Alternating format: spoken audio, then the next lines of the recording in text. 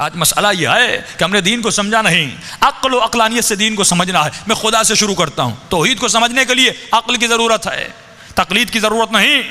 کہ آج بزرگوں کو نہیں پتا کہ خدا کیا ہے، یعنی جس کی توحید کمزور اس کی عبادت کمزور، جس کی توحید کمزور اس کی نماز کمزور، جس کی توحید کمزور اس کی مجلس کمزور، جس کی توحید کمزور اس کی خطابت کمزور۔ یہ توحید ایک ایسی چیز ہے جو بنیاد اسلام ہے، جو ابتداء اسلام ہے۔ اگر توحید مضبوط نہیں تو ولایت مضبوط نہیں، اگر توحید مضبوط نہیں تو نبوت مضبوط نہیں۔ آج مسئلہ یہ رہی کہ ممبر سے آنے والے، غلو کرنے والے، غلط باتیں کرنے والے، کیا وہ اللہ کو نہیں مانتے؟ وہ بھی کلمہ لا الہ الا اللہ پڑھ رہے ہیں، لیکن ان کا کلمہ تقلیدی ہے، تحقیقی نہیں ہے۔ آج اکثریت ان لوگوں کی ہے جنہوں نے خدا کو سمجھا ہی نہیں، خدا کو اسٹڈی کیا ہی نہیں، اپنے رب کو سجدہ تو کر رہے ہیں لیکن یہ احساس نہیں کہ میں کسے سجدہ کر رہا ہوں۔ لیکن جملہ سنیے میرے چوتھے امام کا، فرمایا اے خدا انا اقل الاقلین بل اقل من الذرہ۔ میرے چوتھے امام فرماتے ہیں اے خدا میں سب سے چھوٹا ہوں بلکہ میں ایک ذرے سے بھی چھوٹا ہوں۔ اب اس کو سمجھانے کے لیے یوٹیوب پہ جائیے، ایک ویڈیو بڑی اچھی بنائی ہے کہ انسان کی آنکھ سے شروع کرتے ہیں۔ یہ آپ کی آنکھ میں ایک نقطہ ہے جس سے آپ دیکھ رہے ہیں، ہم نقطوں کا مجموعہ ہیں۔ آپ کی آنکھ میں ایک نقطہ ہے، آپ زوم آؤٹ کریے پھر انسان نظر آتا ہے۔ IRC امام بارگاہ میں آپ کا وجود بیٹھا ہوا ہے، آپ ان تمام لوگوں میں شاید کوئی حیثیت رکھتے ہوں، شاید کوئی جثہ، کوئی جسم رکھتے ہوں، لیکن اگر میں زوم آؤٹ کروں تو امام بارگاہ کے اندر آپ بہت چھوٹے ہو جائیں گے۔ یہ امام بارگاہ کراچی کے اندر بہت چھوٹا ہے، یہ کراچی سندھ کے اندر بہت چھوٹا ہے، یہ سندھ ایشیا کے اندر بہت چھوٹا ہے، یہ ایشیا اس دنیا کے اندر ایک نقطہ ہے، یہ دنیا عالم گیلیکسی میں ایک نقطہ ہے، یہاں تک کہ نظر بھی نہیں آتی۔ جتنا اوپر چلے جائیں، آپ کی گیلیکسی میں 9 ستارے ہیں، اس کے علاوہ اور گیلیکسیز ہیں، ان کے اپنے چاند ہے، ان کا اپنا سورج ہے، تو جتنا زوم آؤٹ کرتے جائیں گے تو آپ کو یہ دنیا ایک ذرہ نظر آئے گی۔ اب مولا فرماتے ہیں خود کو تلاش کر، ان تمام ذرات میں تو کہاں ہے؟ ہمارا وجود کیا ہے ان تمام ذرات میں؟ کچھ بھی نہیں۔ اقل الاقلین بل اقل من الذرہ، اے خدا میں ایک ذرے سے بھی چھوٹا ہوں۔ اب مولا فرماتے ہیں اپنی منزل و مقام کو سمجھ کہ تو کتنا چھوٹا ہے، کہ اللہ کی ہستی اور کائنات کے سامنے تیرا وجود کچھ بھی نہیں ہے، لیکن وہ خالق کائنات اپنے بندے کو کہتا ہے کہ آجا میری دربار میں نماز پڑھ اور پڑھ الحمدللہ رب العالمین۔ اے خدا تمام حمد و ثنا ہے اس رب کے لیے جو عالمین کا رب ہے۔ کہا کہاں ذرہ، کہاں خالق ذرہ؟ لیکن یہ رب کہتا ہے آؤ مجھ سے باتیں کرو۔ اب مولا فرماتے ہیں کتنا متکبر ہے یہ انسان، کتنا مغرور ہے یہ انسان۔ جب اذان کی آواز آتی ہے حی علی الصلاۃ، حی علی الفلاح، یہ اپنے کاروبار کو نہیں چھوڑتا، یہ اپنے کام کو نہیں چھوڑتا، یہ غرور میں آ گیا۔ فرمایا الحمدللہ الذی لبس العزت والکبریاء، شکر ہے اس خدا کا جس نے عزت اور کبریا کا لباس پہنا۔ فرمایا عزیز اگر ہے تو وہ، متکبر اگر ہے تو وہ۔ پھر فرمایا لبس ہے، مولا کے جملے بڑے عجیب ہیں، جس نے لباس پہنا۔ آپ کہتے ہیں قبلہ یہ ابا کبا صرف آپ کو جچتی ہے۔ مثال کے طور پر میں کہوں یہ ٹی شرٹ آپ کو جچتی ہے، یہ کوئی اور پہنے تو اس پہ نہیں آئے گی۔ مولا فرماتے ہیں لباس کبریائی اور عزت اگر کسی کو جچتا ہے تو بس خدا کو، اور کسی کو یہ زیب تن نہیں ہے، بس پروردگار عالم کے لیے۔ فرمایا عزیز وہ ہے کہ مولا ہم کیا ہیں؟ فرمایا ہم ذلیل ہیں۔ فرمایا خدا کی عزت اس میں ہے کہ وہ عزیز اور متکبر ہو، بندے کی عزت اس میں ہے کہ وہ ذلیل ہو اس کی عزت کے سامنے۔ کہ مولا عزیز کی تعریف کیا ہے؟ فرمایا عزیز وہ ہوتا ہے جو کسی کا محتاج نہیں ہوتا، متکبر وہ ہوتا ہے جو کسی کا محتاج نہیں ہوتا۔ فرمایا ہم ہر عمل میں اس کے محتاج ہیں۔ فرمایا انسان تو اپنے وجود سے خدا کو پہچان۔ کہ مولا کیسے پہچانوں؟ کہا کوئی انسان بوڑھا ہونا چاہتا ہے؟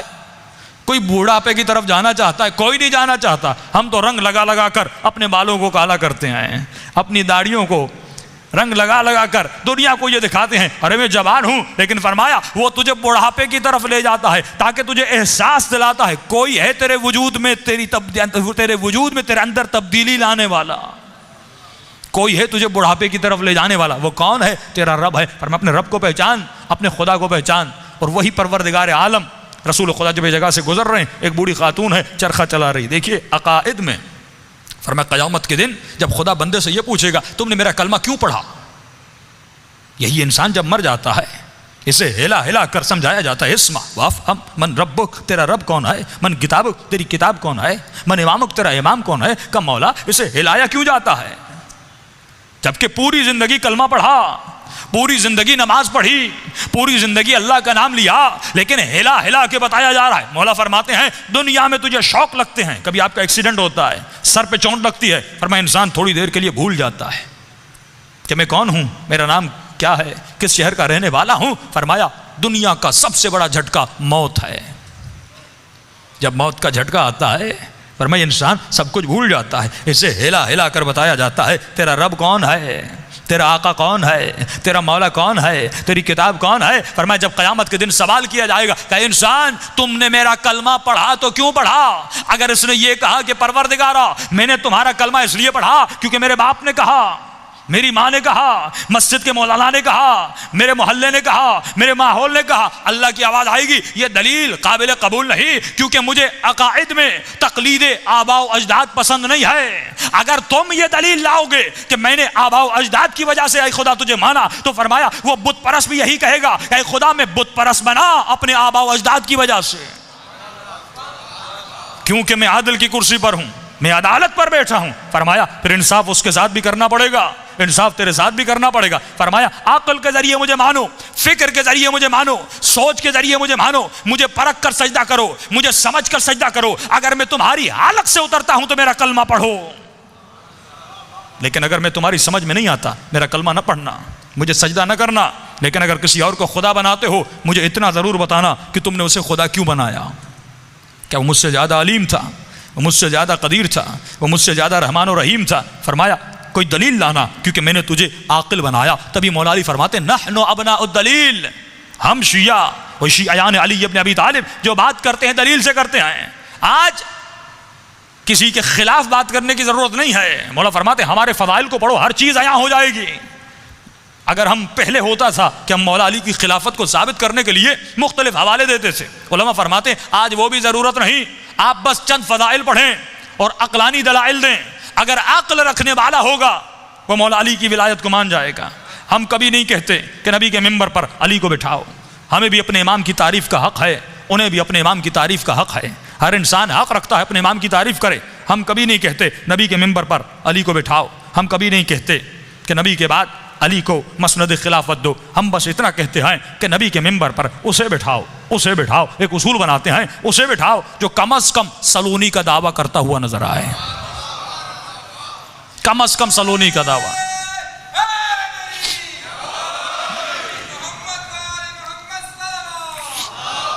اللہم صلی علی محمد وآل محمد، جو کم از کم سلونی کا دعویٰ کرے۔ ہمارا کھلا چیلنج ہے بھائی، ہم تو آپ کے اماموں کو ماننے کے لیے بھی تیار ہیں اور اپنے اماموں کی امامت سے دستبردار ہونے کے لیے بھی تیار ہیں، لیکن ہماری ایک شرط ہے کوئی ایسا امام لاؤ جو علی سے بہتر ہو۔ صفات میں جاتے ہیں، صفات خدا بھی کہتا ہے جس بھی خدا کو ماننا ہے مانو، سجدہ کرنا ہے کرو، لیکن کوئی ایسا خدا لاؤ جو مجھ سے بہتر ہو، جو مجھ سے طاقتور ہو، جو مجھ سے زیادہ قدیر و علیم و بصیر ہو۔ کائنات نے کوئی ایسا خدا نہیں لایا، بس وہی پروردگار عالم تھا۔ تو ہم بھی یہی کہتے ہیں کہ اگر کوئی امام لانا ہے ہم اس امام کی امامت کی بیعت کرنے کے لیے تیار ہیں، لیکن کوئی ایسا امام لاؤ جو شجاعت میں علی سے زیادہ ہو، جو علم میں علی سے زیادہ ہو، جو زہد و تقویٰ میں علی سے زیادہ ہو، جو شجاعت میں حسین ابن علی سے زیادہ ہو۔ کوئی نہیں لا سکتا۔ دوسرا کھلا چیلنج ہے کہ بھائی آپ کے اماموں کے استاد ملتے ہیں، لیکن ہمارا چیلنج ہے ہمارے 12 اماموں سے کوئی استاد ڈھونڈ کے بتاؤ۔ یہ اللہم صلی علی محمد علیہ محمد واجل فرق۔ یہ عقلانی گفتگو ہے، عقل و عقلانیت سے آگے بڑھیے، تمام لوگ مذہب اہل بیت میں آ جائیں گے۔ اس سال میں نے مولا کی ایک فضیلت پڑھی اور اللہ کا شکر ہے 7 لوگوں نے مذہب تشیع کا کلمہ پڑھا اور شیعہ بنے، مولا کی اس فضیلت کی وجہ سے۔ میری عادت نہیں تبرہ اور تبرے والی باتیں کرنے کی، تبرے کا اصل مقصد یہ ہے کہ ان کی صفات سے دوری کی جائے، ان سے براءت کی جائے۔ براءت کس میں؟ کہ آج اگر کوئی یزید پہ لعنت بھیجے لیکن شراب و نشہ پیے، آج اگر کوئی شمر ملعون پر لعنت بھیجے اور وہ خاتون بدحجاب ہو کر گھومے، آج شہر کراچی کا بدحجابی کا بڑا مسئلہ ہے، عفت و حیا کا بڑا مسئلہ ہے۔ اس والد میں آج غیرت ختم ہو گئی جو اپنی بیٹی کی بدحجابی کو دیکھ رہا ہے لیکن کچھ کہہ نہیں رہا۔ تو یہ کیا ہو؟ مولا فرماتے کردار وہی ہے، عمل وہی ہے، رفتار وہی ہے، کہ یہ جملہ بار بار علماء کہہ کہہ کر تھک گئے کہ مثلی لا یبایع مثلک، اے یزید مجھ جیسا، حسین نہیں، مجھ جیسا، یزید کی نہیں، تجھ جیسے کی بیعت نہیں کر۔ بیعت یعنی کیا؟ یعنی اس کے عمل میں ہم آہنگی ہونی، جیسا اس کا عمل ہم اس کے عمل میں موافق ہو جائیں۔ زیارت عاشورہ پڑھیے، اللہم لعن الذین، اے خدا ان پر بھی لعنت کر، سمعت بذالک فرضیت بہ، جنہوں نے سنا اور راضی رہے، یعنی اس کے عمل پہ رضامندی۔ پھر ہم کیا کہتے ہیں؟ مولا انی سلم لمن سالمکم انی حرب لمن حاربکم، اے مولا آپ نے جو کیا میں اس سے مطابقت کرتا ہوں، آپ نے جن سے دشمنی کی میری بھی ان سے دشمنی، ان کے کردار سے دشمنی ہے۔ آج تمام تر کرداروں کو پرکھیے کہ مولا فرماتے خدا شناسی ایک طرف، شیطان شناسی دوسری طرف، ہم نہ خدا کو پہچان سکے نہ شیطان کو پہچان سکے۔ فرمایا دشمن کو بھی پہچان، شیطان کو بھی پہچان۔ یہ تب ہوگا جب انسان اپنا کردار، اپنی رفتار اور اہل بیت کے کردار کو سمجھے، اپنا لائف اسٹائل ایسا بنائے جیسا اہل بیت کا لائف اسٹائل تھا۔ آج ایک مثال دیتا ہوا چلوں، یہی معجزہ جو میں نے ممبر سے بیان کیا، مولا کی فضیلت، اس کو چھپوائیے، ماشاءاللہ بہت جگہوں پہ یہ چھپی ہوئی ہے۔ اگر آپ کالج میں ہیں، یونیورسٹی میں ہیں، یہ مولا کی فضیلت دکھائیے کہ بھائی ہم اگر مولا علی کو امام مانتے ہیں تو ان فضائل کی وجہ سے۔ ٹھیک ہے، قرآن کا کھلا چیلنج ہے کہ اگر تم اس کتاب جیسی کوئی کتاب لا سکتے ہو تو لاؤ۔ یہ صامت کے لیے چیلنج ہے کہ کوئی قرآن جیسی قرآن نہیں لا سکتا، لیکن میں ناطق کے لیے چیلنج کرتا ہوں، کوئی علی جیسا امام نہیں لا سکتا، کوئی حسین ابن علی جیسا امام نہیں لا سکتا۔ یہ چیلنج دونوں کے لیے ہے، لیکن قرآن کی کتاب تو اپنی جگہ، کوئی نہج البلاغہ جیسی کوئی کتاب نہیں لا سکتا، کوئی اہل بیت کے کلام جیسا بھی کلام نہیں کر سکتا۔ اب مولا ممبر پر بیٹھے ہیں، کسی نے سوال کیا، یہ معجزہ بہت بڑا ہے مولا علی کا۔ دیکھیے آپ کے اندر اگر کوئی اچھا شاعر ہو، جیسے شہید سبط جعفر صاحب، اللہ ان کو غریق رحمت کرے، تشیع میں ایسے شاعروں کو پیدا کرے جو قوم کو فکر دیں۔ قوم کو فکر کی ضرورت ہے، کھوکھلی مجلس کی ضرورت نہیں، جو اس مجلس اور ممبر سے اور محراب سے کچھ لے کر جائیں۔ یہ نہیں کہ صرف کانوں کا ذائقہ اور کانوں کی لذت حاصل کر کے اور مجلس سے اٹھ کے چلے جائیں۔ مجلسیں جسمانی لذت کے لیے نہیں ہیں، اپنی ذات کی خوشی کے لیے نہیں ہیں، بلکہ وجود میں انقلاب پیدا کرنے کے لیے مجلسیں بپا ہوتی ہیں۔ اگر ایک بھی انسان اور بن کے اٹھ کے جاتا ہے تو یہ امام حسین کی کامیابی ہے۔ دیکھیے بہت اچھے شاعر گزرے، اچھا شاعر ہم اسے کہتے ہیں جو شاعر فی البدی ہو۔ فی البدی کا مطلب کیا ہے؟ یعنی اگر آپ نے کہا قبلہ صاحب مجھے جناب عباس پہ ایک شعر سنائیے، اگر یہ بہت اچھا شاعر ہوگا یہ اسی وقت چند منٹ میں فی البدی ایک شعر سنائے گا، رات کو گھر نہیں جائے گا کہ سوچے، قافیوں کو جوڑے، اگر اچھا شاعر ہے اسی وقت سنائے گا۔ مولا ممبر پر بیٹھے، حضرت علی کو آپ بھی مانتے ہیں، ہمارے برادران اہل سنت بھی مانتے ہیں، لیکن ایک فرق ہے، وہ کہتے ہیں مولا علی کا علم حصولی ہے، ہم کہتے ہیں مولا علی کا علم لدنی ہے۔ حصولی علم یعنی جس طرح ابن عباس نے نبی کی دربار میں علم حاصل کیا، اسی طرح مولا علی نے رسول خدا کی دربار میں علم حاصل کیا۔ یہ علم حصولی تھا، بس علی نے زیادہ حاصل کیا، ابن عباس نے کم حاصل کیا۔ ہم کہتے یہ نہیں، امام وہ ہوتا ہے جو پیدا ہوتے ہی نبوت کی گود میں یہ جملے کہتا ہے کہ تورات سناؤں، انجیل سناؤں یا قرآن سناؤں۔ وہ دنیا کے مدرسے میں نہیں پڑھتا، وہ اللہ کے مدرسے سے پڑھ کے آتا ہے۔ یہی دلیل ہے کہ ہمارے اماموں کے استاد نہیں، بس استاد ایک ہے، وہ پروردگار عالم ہے۔ استاد کبریائی کی ذات ہے۔ اب جملہ سنیے، مولا ممبر پر بیٹھے، کسی نے کہا یا علی، کسی نے عرب میں ایسا کلام کیا جس میں نقطہ نہ ہو۔ کیا نہ ہو؟ نقطہ نہ ہو، یعنی بے نہ ہو، تے نہ ہو، سے نہ ہو، جیم نہ ہو، زے نہ ہو، زے نہ ہو، ضاد نہ ہو، یہ نہ ہو۔ کتنا مشکل ہے، 28 الفاظ ہیں عربی میں یا 29، اس میں سے یعنی 8-9 جملے آپ حروف نکال دیں، بہت مشکل ہے۔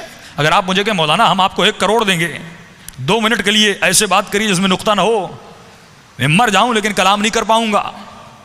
بہت مشکل ہے ایسا کلام کرنا کہ یعنی کسی نے ایسا عرب میں کلام کیا کہ جس میں نقطہ نہ ہو۔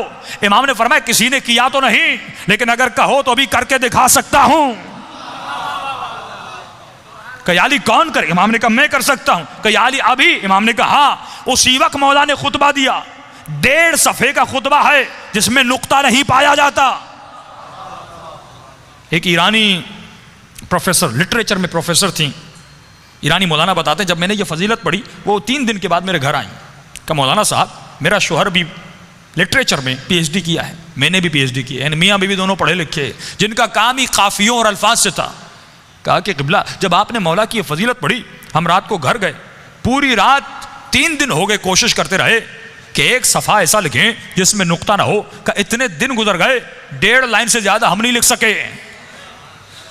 تو پتا چلا دنیا میں بھی جتنے علوم حاصل کرو کرنے کے بعد بھی علی کا مقابلہ نہیں کر سکتے، کیونکہ یہ علم حصولی نہیں، علم لدنی ہے.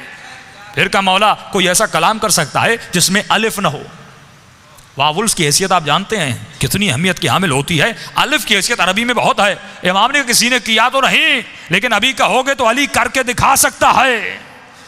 1.5 صفحے کا خطبہ ہے کہ مولا نے اس میں الف کا استعمال نہیں کیا. یہ وہ فضائل علی بن ابی طالب ہیں. اگر کسی میں تعصب نہ ہو اور مولا کی فضیلتیں سنائی جائیں اسی وقت وہ علی کا کلمہ پڑھ کر شیعہ ہو جائے گا. عقل و عقلانیت سے گفتگو کریں. یہ مذہب عقل و عقلانیت کو بیدار کرتا ہے. اسی لیے فرمایا التفکر الساعہ افضل من 70 سنہ عبادہ. 1 گھنٹے کا سوچنا 70 سال کی عبادت سے افضل ہے. یہ سوچنا انسان کو اور بنا سکتا ہے، یہ سوچنا انسان کو جنتی بنا سکتا ہے کہ حاسبو قبل ان تحاسبو. اے مومن و مسلمان اپنا حساب و کتاب کر اس سے پہلے کہ ملائک تیرا حساب و کتاب کریں. 60 سال 70 سال زندگی گزر گئی، لیکن مقام افسوس ہے اگر امام زمانہ کی زیارت نہ ہو، اگر امام حسین کی زیارت نہ ہو، اگر اپنے کسی بھی ائمہ کی زیارت نہ ہو. عزیزو جناب سعید کا واقعہ آپ نے بہت سنا، لیکن اس سے پہلے ایک ذکر بتاؤں. روزانہ کوشش کروں گا کہ اذکرونی اذکرکم کی منزل کو سمجھاتا ہوا آگے بڑھوں اور اپنی روحانیت کو کیسے بڑھایا جائے، اپنا لائف سٹائل اہل بیت کے لائف سٹائل جیسا کیسے بنایا جائے. یہی ذکر کتنا فائدہ دیتا ہے. ایک شخص کہتا ہے میرا باپ بڑا گنہگار تھا، میں نے غسل و کفن دے کے اسے دفن کیا. رات کو خواب میں اپنے باپ کو دیکھا. تعجب تب ہوا جب میں نے اپنے باپ کو جنت میں دیکھا. میں نے کہا بابا آپ تو بڑے گنہگار تھے، آپ تو بڑے خطا کار تھے، آپ جنت میں کیا کر رہے ہیں؟ اس نے کہا میرے لال 3 دن تک میری قبر میں آگ جل رہی تھی، 3 دن تک مجھ پر فشار قبر عذاب قبر میں مبتلا تھا، لیکن 3 دن کے بعد کچھ قبریں چھوڑ کر ایک نیک خاتون کو دفن کیا گیا، جس کی آنے کے بعد پورے قبرستان میں جن جن پہ عذاب ہو رہا تھا ان پر اللہ کی رحمتیں نازل ہونے لگیں. فرمایا نور برس رہا تھا. کہ بابا یہ کیسا نور تھا؟ کہ جیسے اس کو دفن کیا پہلی رات بھی، دوسری رات بھی، تیسری رات بھی اس کی قبر میں حسین ابن علی آتے تھے. فرمایا جب اس خاتون نے میرے عذاب کو دیکھا، فرمایا اس کے دل میں رحم پیدا ہوا، اور جب امام حسین اس کی قبر میں آئے تو اس نے کہا مولا مجھ پر تو رحمتیں ہیں لیکن یہ بھی آپ کا چاہنے والا ہے، اس کی قبر میں عذاب ہو رہا ہے، میں چاہتی ہوں میری خاطر آپ اس کی شفاعت کر دیں. کہ اس وقت امام نے دعا کے لیے ہاتھوں کو بلند کیا، میرا عذاب ختم ہوا. کہ بابا وہ خاتون کون سی تھی؟ کہ اس کا نام یہ تھا، اس کے شوہر کا نام یہ ہے، فلاں محلے میں رہتی تھی. یہ نیند سے اٹھا، اس محلے میں گیا، اس شخص کا نام پوچھا. کہ فلاں خاتون آپ کی زوجہ تھی؟ کہاں. کہ اس کا کون سا ایسا عمل تھا؟ کیا وہ بہت زیادہ نمازی تھی؟ کہ نہیں، صرف واجبات پہ عمل کرتی تھی. کہ بہت زیادہ قرآن پڑھتی تھی؟ کہ نہیں، مختصر قرآن پڑھتی تھی. کہ کوئی ان کا خاص بہت زیادہ ذکر تھا؟ کہ نہیں، ایک عام سی زندگی گزارتی تھی لیکن اخلاق کی اچھی تھی. اس نے کہا اتنا پوچھ کیوں رہے ہو؟ اس نے سارا واقعہ بتایا کہ آپ کی زوجہ کی خاطر میرے باپ کی شفاعت ہو گئی. کوئی تو ایسا عمل ہوگا جس کی وجہ سے امام حسین اس کی قبر میں گئے. تو فرمایا ایک عمل تھا جو کثرت سے کیا کرتی تھی. کہ وہ کون سا عمل تھا؟ فرمایا روزانہ زیارت عاشورہ پڑھا کرتی تھی. یہ مقام اذکرونی اذکرکم ہے کہ اے ہمارے چاہنے والو تم ہمیں یاد کرو ہم تمہیں یاد کریں گے. اللہ کہتا ہے تو 1 قدم ہماری طرف آ، ہم اہل بیت 10 قدم تمہاری طرف آتے ہیں. یہ قدم کردار کے اٹھانے ہیں، یہ قدم رفتار کے اٹھانے ہیں. یہ وہ قدم ہیں جو جناب سعید نے اٹھائے. تاریخ کربلا میں اختلاف ہے، لیکن بعض روایات میں یہ ہے کہ جناب سعید کی عمر بہت زیادہ تھی، بعض میں ہے کسی اور صحابی کی عمر زیادہ تھی، لیکن بہرحال یہ بہت بوڑھے تھے. ابرو اتنے زیادہ تھے کہ آنکھوں پہ پڑتے تھے، کمر جھکی ہوئی تھی. فرمایا جب امام کے خیمے میں جانا چاہا اس نے اپنے پیشانی پہ ایک رومال باندھا کہ میرے ابرو اوپر ہو جائیں تاکہ میں امام حسین کو دیکھ سکوں. اس نے ایک شال اپنی کمر میں باندھا تاکہ میری کمر سیدھی ہو جائے. ہاتھ میں عصا لیتے ہوئے امام حسین کے خیمے میں گئے. جملوں پہ غور کیجئے گا، یہ حسین ابن علی کے جملے ہیں. فرمایا آقا ہر کوئی میدان میں آپ پہ قربان ہونا چاہتا ہے، میں بوڑھا ہوں، ہاتھوں میں راشہ ہے، ہاتھ میرے لرزتے ہیں، بدن میں طاقت نہیں، لیکن مولا پھر بھی میں اپنی جان کو آپ پہ قربان کرنا چاہتا ہوں. امام نے فرمایا شکرک اللہ، اے مرد مجاہد، اے شیخ کبیر، خدا تمہارا شکریہ ادا کرے، خدا تمہارا شکریہ ادا کرے کہ جسم میں طاقت نہیں، بدن لرز رہا ہے، لیکن پھر بھی اپنی جان کو حسین ابن علی پہ قربان کرنا چاہتے ہو. امام نے کہا شہید تو تلوار اٹھا نہیں سکتا، تو کیسے لڑے گا؟ لیکن کہا مولا اپنی جان کو تو قربان کر سکتا ہوں. کہا مولا ابھی نماز ہوگی، مجھے اجازت دیجئے میں آپ کی نماز کی حفاظت کروں، کم از کم یہ جسم کسی کام تو آئے. آج ہمارا جسم حسین ابن علی کے کام آ رہا ہے یا نہیں؟ ہمارے قدم کام آ رہے ہیں یا نہیں؟ ہماری آنکھیں کام آ رہی ہیں نہیں؟ یا ہم غفلت کی نیند میں سو رہے ہیں، بس زندگی ایسے گزار رہے ہیں، مال بنانے میں، جاہ و مقام بنانے میں، نام بنانے میں زندگی بسر ہو رہی ہے. امام فرماتے ہیں دنیا میں بعض لوگ بہت شہرت یافتہ ہوں گے، لیکن آخرت میں انہیں کوئی جاننے والا نہیں ہوگا. اور اسی دنیا میں بعض لوگ گمنام ہوں گے، لیکن قیامت میں ان کے چہروں سے نور نکل رہا ہوگا. اصل مقصد یہ ہے کہ مشہور وہاں بنو، نام وہاں بناؤ، عزت وہاں کماؤ. دنیا کی عزتیں تو فرعون کے پاس بھی تھیں، دنیا کی عزتیں تو قارون کے پاس بھی تھیں، لیکن خدا کے لیے اگر کوئی عزیز ہے، ان اکرمکم عند اللہ اتقاکم، خدا اسے کرامت والا بناتا ہے، اسے کریم بناتا ہے، اس کا اکرام و تکریم کرتا ہے جس کے دل میں اس کا خوف پایا جاتا ہے. آج ہم ہر کسی سے ڈر رہے ہیں، لیکن پروردگار عالم کا خوف نہیں ہے کہ مولا اپنی جان آپ پہ قربان کرنا چاہے. امام نے کہا ٹھیک ہے. حسین ابن علی نے نماز پڑھی، لیکن آج اسی پاکستان میں ممبر سے کہا جاتا ہے کہ نماز پڑھنے کی ضرورت نہیں، قبلے کی طرف منہ کرو، 3 مرتبہ یا علی کہو تو نماز ہو جاتی ہے. ارے اگر یا علی کہنے سے نماز ہو جاتی تو علی کا بیٹا اپنی نماز کی خاطر اپنے اصحاب کو کبھی شہید نہ کرواتا.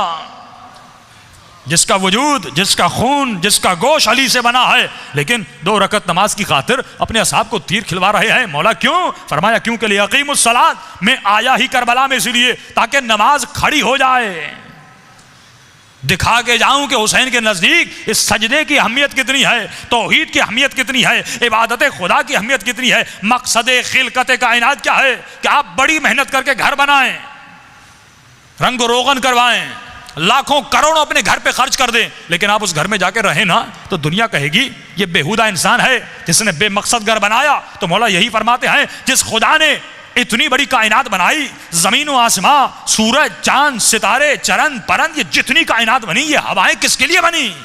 ایک مقصد کی خاطر بنی کہ مولا فرماتے رحم اللہ عبدن، خدا رحمت کرے اس بندے پر جو 3 چیزوں کو جان جائے، من عین و الی عین و فی عین، کہ کہاں سے آیا ہے، کہاں جانا ہے اور کہاں پہ رہ رہا ہے. ہمیں یہی نہیں پتا کہ کیوں آئے اور کہاں جانا ہے، سامنے منزل کیا ہے. کہ مسکرانا آتا ہے اس بندے پر، ہنسی آتی ہے اس بندے پر. جو اکثر بزرگ لوگ یہ کہتے ہیں کہ ہم کہتے ہیں قبلہ تھوڑا آرام کیجئے، کہتے ہیں قبلہ مرنا تو ویسے ہی ہے، قبر میں جا کے سونا ہی تو ہے، تو یہاں آرام کر کے کیا کریں گے. جن کو یہی نہیں پتا کہ مرنے کے بعد کوئی نیند نہیں ہے، مرنے کے بعد کوئی سونا نہیں ہے، مسلسل ایک سفر ہے جس کو برزخ میں طے کرنا ہے. کہ مولا اپنی جان کو آپ پہ قربان کرنا چاہتا ہوں. امام نے نماز پڑھنا شروع کی، صلاۃ الخوف پڑھنا شروع کی. ایک مرتبہ یہ مولا کی حفاظت کرنے لگا. اب اس جملوں پہ غور کیجئے گا کہ جو علی کا چاہنے والا، جو حسین کا چاہنے والا، وہ کبھی اپنے عمل سے راضی نہیں ہوتا. اگر میں ایک مجلس پڑھ کے راضی ہو جاؤں اور آپ ایک مجلس سن کے راضی ہو جائیں اور 1-2 رکعت نماز تہجد پڑھ کے کوئی غرور میں آ جائے، کوئی مولا کا ذکر کر کے غرور میں آ جائے، مولا فرماتے اپنے اعمال سے راضی نہ ہونا، راضی نہ ہونا. مولا کب راضی ہوں یہ سعید بتاتے ہیں. ایک مرتبہ امام حسین کی نماز کی حفاظت کر رہے ہیں، بوڑھا انسان ہے، آنکھیں ضعیف ہیں، بدن ضعیف ہے، بدن پہ راشا ہے. کہ ایک مرتبہ سعید اپنی بدن پر تیروں کو لیتے جاتا تھا، کبھی تیر امام حسین کی آنکھ میں نہ لگے، سعید اپنی آنکھ کو آگے کرتا تھا. کوئی تیر آنکھ میں لگ رہا ہے، کوئی تیر سینے میں لگ رہا ہے، کوئی تیر پیٹ میں لگ رہا ہے، کوئی تیر بازوؤں پہ لگ رہا ہے. پورا بدن سعید کا تیروں سے بھر گیا. راوی کہتا ہے سعید کے ہونٹ خشک ہو گئے. ایک مرتبہ ہونٹوں نے ہلنا شروع کر دیا، اس کے بدن نے جھکنا شروع کر دیا کیونکہ بدن سے خون بہنے لگا. فرمایا سعید نے دونوں ہاتھ اپنی کمر پہ رکھ دیے اور اپنے بدن سے مخاطب ہوا، اے بدن مجھے اتنی مہلت دے میرے حسین کی نماز ختم ہو جائے. اگر گرنا ہے تو گر جانا، اگر میری اطاعت نہیں کرنی تو نہ کر، لیکن اتنی تو مہلت دے میرے آقا کی نماز ختم ہو جائے. ایک مرتبہ فرمایا جیسے امام نے کہا السلام علیکم ورحمۃ اللہ وبرکاتہ، سعید زمین پہ گرنے لگا. لیکن راوی کہتا ہے میں نے کبھی اتنی جلدی حسین کو نماز پڑھنے کے بعد اٹھتے ہوئے نہیں دیکھا. ایک مرتبہ سلام پھیرا، مولا بڑی جلدی سے اٹھے اور آگے دوڑے، کہیں سعید کا سر کربلا کی زمین پہ نہ گرے. حسین نے دونوں گھٹنے سعید کے سر کے نیچے دیے. ایک مرتبہ یہ سر حسین کی گود میں آتا ہے. میں کہوں سعید تم نے جان قربان کر دی، تم نے تیر کھائے، اتنے بڑھاپے میں اپنی جان کو حسین پر قربان کیا، جبکہ تجھ پر اتنا جہاد واجب بھی نہیں تھا. اگر تو بیٹھ جاتا پھر بھی وہ بھی منظور تھا، لیکن تم نے اپنی جان کو قربان کیا. اے سعید اب تو اپنے عمل سے راضی ہو جا. ہم اپنی مجلسوں سے راضی ہو گئے، ہم اپنی نمازوں سے راضی ہو گئے، ہم اپنے اعمال سے راضی ہو گئے، ہم اپنے صدقے اور خمس سے راضی ہو گئے. سعید تو بھی راضی ہو جا، اپنے مولا کی حفاظت کی ہے. لیکن سعید کہتا ہے میں راضی نہیں ہوں گا. ایک مرتبہ پہلا سوال جو حسین ابن علی سے کیا کہ مولا مجھے یہ بتائیے کہ آپ مجھ سے راضی ہیں. یعنی جب تک اپنے مولا کی زبان سے نہیں سنتا تب تک اپنے عمل سے راضی نہیں ہوتا. آج ہم نے کس امام سے سنا کہ امام زمانہ نے کہا ہے مومن میں تم سے راضی؟ کہ مولا علی نے آ کر بتایا کہ عزادار میں تمہارے عمل سے راضی، میں تمہاری مجلسوں سے راضی، میں تمہارے ذکر سے راضی. وہ دن دیکھیے پھر اس وقت راضی ہوئیے جب امام زمانہ خود بولیں کہ ہم تمہارے اعمال سے راضی ہیں. ان جوانوں کو سوچئے جو اپنی جانوں کو بی بی زینب کی راہ میں قربان کر رہے ہیں. وہ بھی تب تسکین پاتے ہیں جب وجود امام کو دیکھتے ہیں. اور مولا کہتے ہیں میں تم سے راضی. جب یہ سعید نے سوال کیا حسین ابن علی کو بڑا پیار آیا، بڑا عجیب جملہ فرمایا کہ سعید کیسی باتیں کرتا ہے، حسین بھی تجھ سے راضی، حسین کی ماں زہرا بھی تجھ سے راضی، حسین کا بابا علی بھی تم سے راضی. فرمایا سعید یہ تو بتا کیف عندک الموت، تیرے نزدیک موت کیسی ہے؟ بڑھاپے میں تیر کھا رہا ہے، بدنوں کو زخمی کیا. سعید کہتا مولا اگر 100 مرتبہ اللہ پیدا کرے 100 مرتبہ آپ پر اپنی جان دینے کے لیے تیار ہوں. کربلا کے ہر شہید نے یہ جملہ کہا، اس کی تشریح کل کروں گا کہ موت احلا من العسل، ہمارے لیے شہد سے زیادہ میٹھی ہے. موت اس کے لیے شہد سے زیادہ میٹھی ہوتی ہے جس نے اپنی زندگی کو شہد جیسا بنایا. آج زندگیاں شہد جیسی نہیں ہیں. ہم نے گناہ کر کے زندگیوں کو کڑوا کر دیا کہ کل نفس ذائقۃ الموت، ہر نفس کو موت کا ذائقہ چکھنا ہے. مولا فرماتے جیسا ذائقہ بناؤ گے ویسا چکھایا جائے گا. اگر اطاعت نہ کر کے، گناہ کر کے، تکبر و غیبت و حسد و عجب و بدحجابی اور بے غیرتی میں اپنی زندگی کے ذائقوں کو کڑوا کیا، ملک الموت کہے گا پیو، ذائقہ تو نے بنایا ہے، چکھنا بھی تجھے ہے. اور فرمایا حسین ابن علی کی مجلس میں آؤ کہ قیامت کے دن ہر آنکھ روئے گی، لیکن مولا فرماتے ہیں 2 آنکھیں نہیں روئیں گی. ایک وہ آنکھ جو اپنے گناہوں پہ روتی ہے اور ایک وہ آنکھ جو حسین ابن علی کے غم میں روتی ہے. قیامت کے دن یہ آنکھ نہیں روئے گی، اس چہرے پہ مسکراہٹ ہوگی. دعائے کمیل اس لیے ہے کہ اپنے گناہوں پہ رو، اور حسین کی مجلس اس لیے ہے کہ امام حسین کے غم میں رو.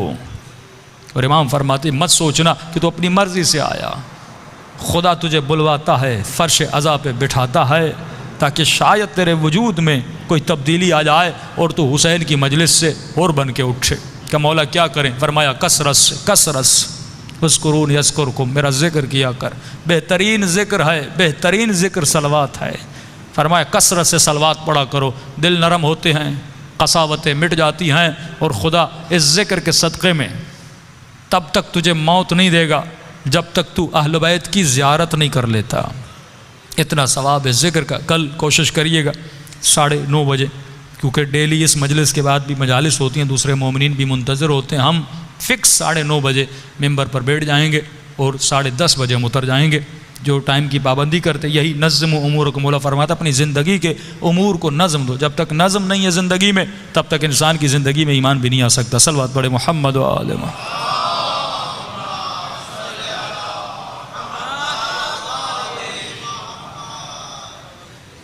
آئیے اللہ کی بارگاہ میں چلتے ہیں اور دعا کرتے ہیں خدا ہمیں ایسا بنا دے جیسا امام حسین ہمیں دیکھنا چاہتے ہیں۔ اللہم صلی علی محمد و آل محمد، سب مل کے اللہم صلی علی محمد و آل محمد، اللہم صلی علی محمد و بلند آواز اللہم صلی علی محمد و آل محمد، اللہم محمد و آل محمد، اللہم صلی علی، سب مل کے بلند آواز سے اللہم صلی علی محمد و آل محمد، اللہم صلی علی محمد و آل محمد، اللہم صلی علی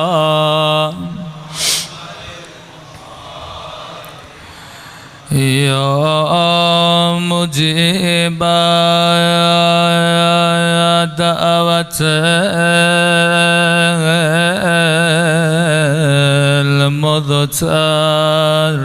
المضطرین، یعنی اے مضطر و پریشان بندے کی دعا سننے والے میرے اللہ۔ عزیزو یہ جملے مولا علی کے جملے ہیں۔ فرمایا اے گنہگار یار خدا سے ایسے مانگو جیسے فقیر خیرات مانگتا ہے۔ میں کہوں گا اگر کوئی امیر کسی فقیر کو کہے فقیر میرے در پہ آ جا میں تجھے خیرات دوں گا، فقیر امیر کے دروازے پہ چلا جائے، جب دروازے پہ پہنچے امیر کہے فقیر واپس چلا جا میں تجھے خیرات نہ دوں گا۔ عزیزو یہ فقیر کچھ کہہ تو نہیں سکتا لیکن اتنا ضرور کہے گا اے امیر اگر خیرات نہ دینی تھی تو اپنے در پہ کیوں بلایا؟ میں کہوں گا اے خدایا اگر بخشنا نہ تھا تو حسین کی مجلس میں کیوں بلایا؟ یقیناً تو ہمیں بخشنا چاہتا ہے، تو نے خود فرمایا اے گناہگار لا تقنطوا من رحمت اللہ، کبھی میری رحمت سے مایوس نہ ہونا۔ اے خدا میرے ہاتھ بھی گناہگار ہیں، میری زبان بھی خطا کار ہے، میری آنکھیں بھی گناہوں گناہوں میں آلودہ ہے، میں جانتا ہوں میں سے قابل نہیں تیری دربار میں دعا کروں، لیکن اے خدا میں خالی ہاتھ نہیں آیا، میں تیری دربار میں اس آنکھ کو وسیلہ بنا کے لایا ہوں جس ایک آنکھ میں تیر تھا، دوسری آنکھ میں خون تھا۔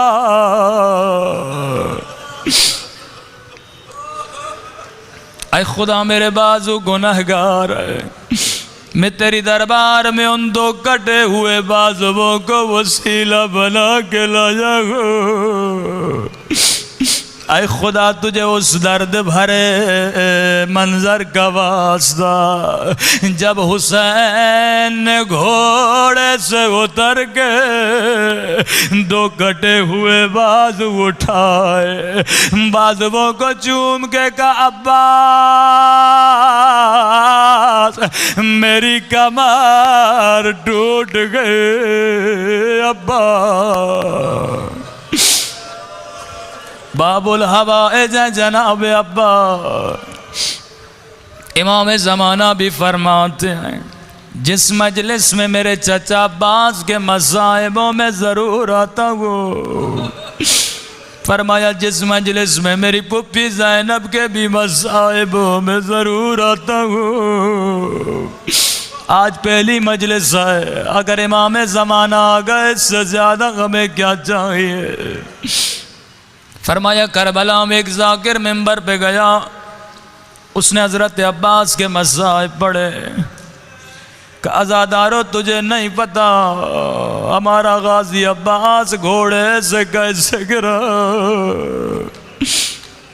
اس نے پڑھا عباس کی ایک آنکھ میں تیر تھا، دوسری آنکھ میں خون تھا، دونوں آنکھوں سے نہیں دیکھ پا رہے تھے، ورنہ کسی ظالم کو جرت نہ ہوتی غازی کے سر پہ گرز مارتا۔ عجیب روایت کے جملے۔ فرمایا مجمع سے ایک شیعہ اٹھا، اس نے کہا ذاکر چپ ہو جا، آئندہ یہ روایت نہ پڑھنا، ہم سے برداشت نہیں ہوتی۔ ذاکر چپ ہو گیا کہ میں کیا کروں، کتابوں میں لکھا گئے۔ یہ روکنے والا رات کو گھر گیا، خواب کے عالم میں غازی عباس کو دیکھا۔ حضرت عباس نے فرمایا اے میرے عزادار تو نے میرے ذاکر کو روکا کیوں تھا؟ ارے اس نے تو کچھ بھی نہیں پڑھا، میں تجھے بتاؤں میرے ساتھ کیا ہوا۔ فرمایا اس نے صحیح کہا، میری ایک آنکھ میں تیر تھا، دوسری آنکھ میں خون تھا۔ کہا میرے عزادار مجھے ایک سوال کا جواب دو، جب کسی کی آنکھ میں چھید بھی چلی جائے بتا وہ کیسے نکالتا ہے؟ کہا مولا اپنے آنکھوں سے نکالتا نہیں، اپنے ہاتھوں سے نکالتا ہے۔ غازی عباس نے فرمایا کربلا میں میرے ہاتھ کٹ چکے تھے،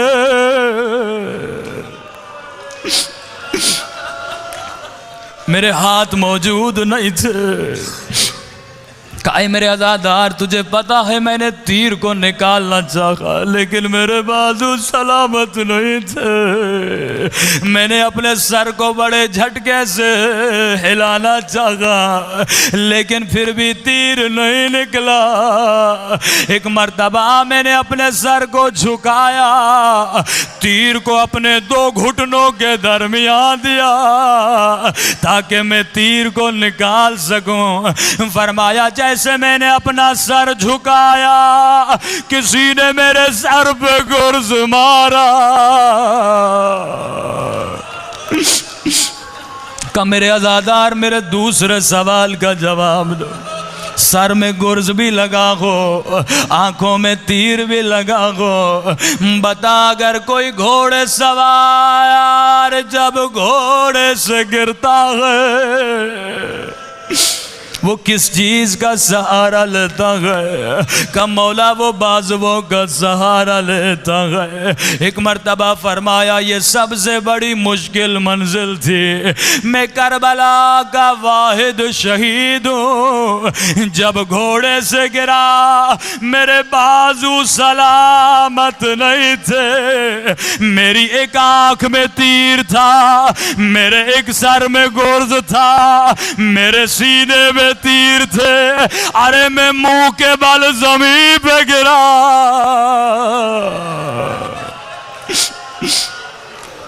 لیکن ایک جملہ میں آپ کی طرف سے غازی عباس کی خدمت میں کہوں گا اور اپنی زحمت کو تمام کروں گا۔ ہاں غازی عباس یہ سچ ہے، آپ کربلا کے واحد شہید ہیں، جب گھوڑے سے گرے آپ کے بازو سلامت نہیں تھے، جیسے آپ گرے کربلا کا کوئی شہید نہیں گرا۔ لیکن غازی عباس ہاتھ جوڑ کے عرض کروں گا، اسی کربلا میں 11 محرم کو ارے زینب ایسے گری جیسے آپ گرے تھے۔ شاید کوئی پوچھے قبلہ زینب کے تو بازو سلامت تھے، بھلا عباس کی طرح کیسے گری؟ جواب میں نہیں دوں گا۔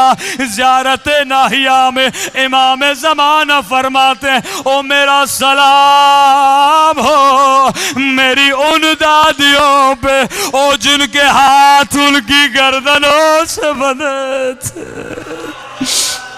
الا لعنت اللہ علی القوم الظالمین وسیعلم ای منقلب ینقلبون۔ پروردگارہ بحق جناب زینب، بحق جناب باب الحواء جناب عباس، ہمارے آقا امام زمانہ کا ظہور فرما دے، ہمیں مولا کے اعوان و انصار میں شریک فرما دے۔ پروردگار جتنے مومنین اسیر ہیں ان کو رہائی نصیب فرما، جتنے زیارات پر گئے ہیں صحت و سلامتی کے ساتھ اپنے عیال کی طرف پلٹا دے، دشمنان اہل بیت کو نیست و نابود فرما۔ پروردگار مدافعین حرم کی حفاظت فرما، پروردگار دشمنان اسلام و اہل بیت کو نیست و نابود فرما۔ حاضرین مجلس کی جو دعائیں ہیں خدا اپنی بارگاہ عالی میں قبول و مقبول فرما۔ ربنا تقبل منا انک انت السمیع العلیم۔